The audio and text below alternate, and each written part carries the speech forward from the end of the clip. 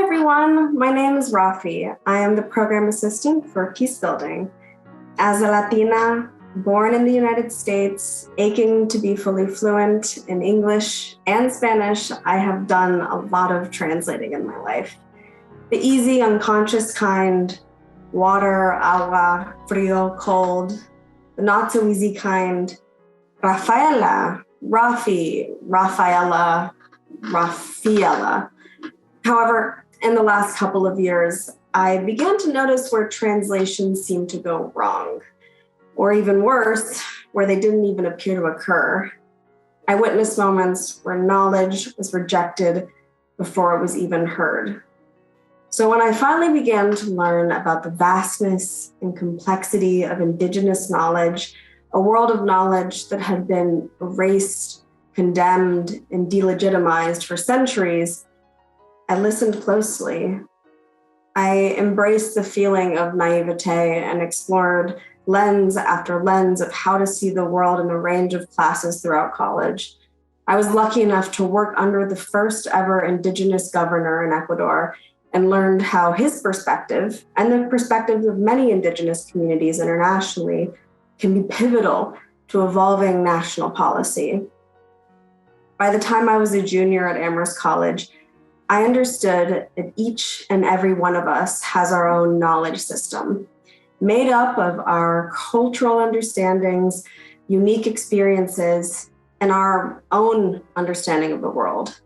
However, this often led us to mistranslation because our unique perspectives could allow us to see and observe the same exact thing, but lead us to different truths. So I wondered, how do we share those truths with one another? And how do we listen?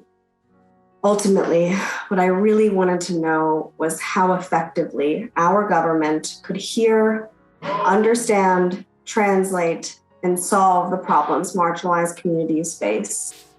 So I spent a summer and then my senior year asking the question, how do Indigenous concerns, perspectives, and knowledge get translated into legislation?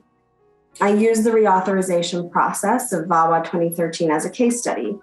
I interviewed Indigenous advocates and dove deep into the complex and contradictory world of Indigenous legal history.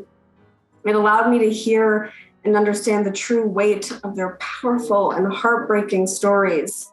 Indigenous advocates shared the uphill battles they faced trying to get Congress to hear their stories, see them on the most basic human level, and ultimately translate their experiences to Congress.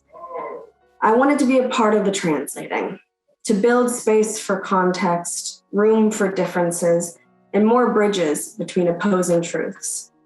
More than anything, I wanted to understand where there was space for the voices of underrepresented, marginalized communities to be shared, how they navigated it, and how our government could better value the knowledge of these communities. So when I learned about FCNL and the kind of role I could have, I was sold. I learned about how FCNL values the voices of local actors and amplifies them so that Congress can truly understand what must be done to help these communities. I saw how this role was one of many here that is committed to doing the valuable work of translation. I saw the invaluable opportunity to finally be able to understand not only how this world of policy works, but I could be a part of making the most accurate translations from social problem to policy solution.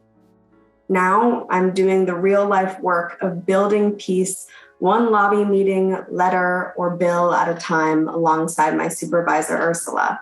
We translate to Hill staffers why issues they may have never heard of or been impacted by, like a 25% cap on U.S. contributions to UN peacekeeping, have real and severe consequences for people around the world. We translate Quaker concerns for peace and human rights into legislative action. And most importantly, we listen and uplift the voices of those most impacted. We follow the guidance of those who face the problem, the people most qualified to provide insight into understanding and translating an issue. I could not be more grateful to have found this job in this community. I'm learning every day what it feels like to come closer to your purpose and to do good work with good friends at FCNL.